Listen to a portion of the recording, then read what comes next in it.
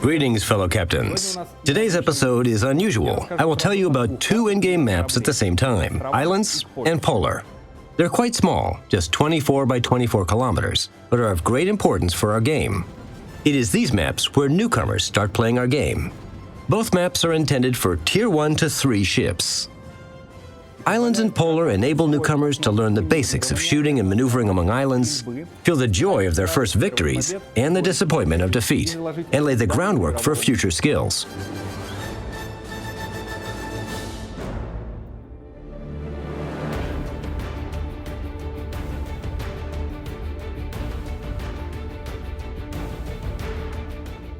Visually, Islands and Polar are the opposite of each other. On the former, you'll see mainly calm, sunny weather and a mild climate. The latter location is an icy Arctic place with icebergs and islands covered with snow. Despite the differences in their appearance, the two maps are similar in terms of gameplay. The archipelagos in the center divide these maps in half. On islands, this archipelago is almost symmetrical and stretches along vertical lines 4 to 7. And on the polar map, it consists of a group of snow-covered rocks and pieces of land along horizontal lines D to G. Both maps provide effective routes for ships of any type where they can make maximum use of their strengths.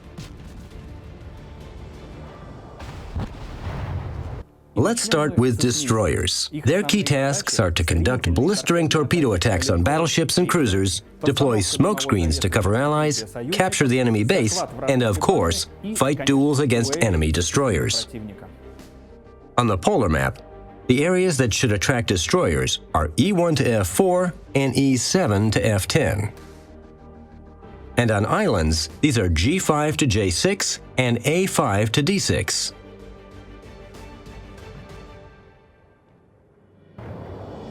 It is also worth mentioning that you won't find aircraft carriers on these maps, as they appear in the game only beginning with Tier 4.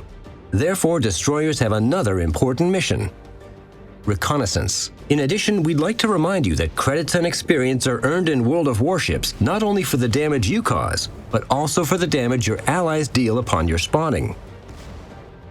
The more so because in standard battle, the winner is usually the team that has sunk more enemy ships. In Domination Mode, the priority is to control key areas A and C. When capturing them, it would also be good to send a few torpedo salvos to the central area B. This is particularly effective when playing Japanese destroyers, which have long-range torpedoes. The most versatile ship type, cruisers, should stay in the second echelon on both maps. They should do their best to support Allied destroyers and help defeat battleships while operating mainly from open water. On the snowy polar map, these are areas C7 to D8, G7 to H8, C2 to D3, and G3 to H4. On islands, these are G3 to H4, C3 to D4, C7 to D8, and G7 to H8. If things take a turn for the worse, you can escape from the enemy, get out of fire, and regroup your forces. For cruisers, it's critical to not only follow what's going on near them, but also keep an eye on the minimap so that they can quickly defend their base or capture the enemies when they see an opening. And don't forget that constant maneuvering and accurate fire are crucial to success in any battle.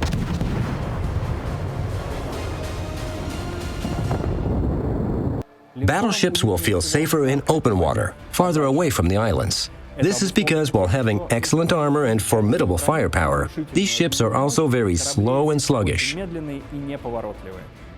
A destroyer can suddenly show up from behind any island and quickly nail your ship's side with torpedoes. Alas, you won't have time to dodge them. Things are different when you're in open water. Fewer surprises are waiting for you there. The most hospitable places where you can conveniently engage enemies are along horizontal lines D and G on the polar map and along vertical lines 4 and 7 on the islands map.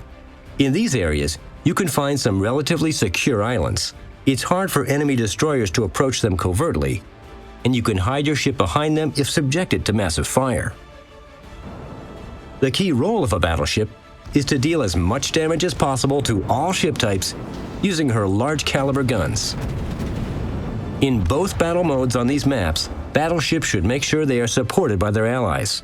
When left alone, they become an easy target for superior enemy forces.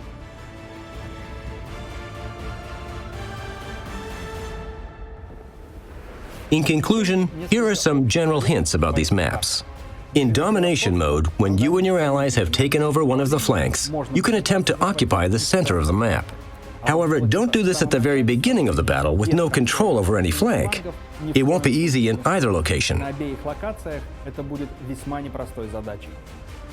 For example, there are only 3 pieces of land in the center of the island's map, and this area is open to enemy fire from flanks.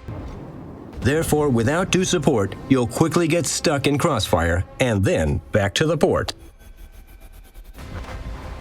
As for the center of the polar map, the 7 islands in Area B will cover you from crossfire, but on the other hand, they will make it difficult for you to timely flee from any superior enemy forces invading the area. However, if you capture the center with support from your allies closer to the end of the battle, you'll get an important advantage from the number of captured areas, which will help you achieve victory. In Standard Battle Mode, taking control over flanks is also of high priority, but you must remember that the distance between the bases is pretty short. If you plunge into pursuing an enemy ship to the edge of the map, you can easily lose your base.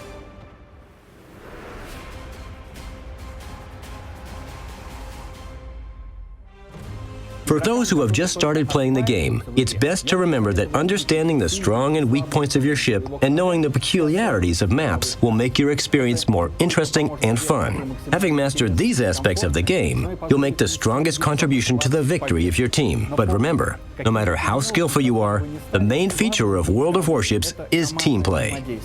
Play for your team, play with your team, and win every battle, captains.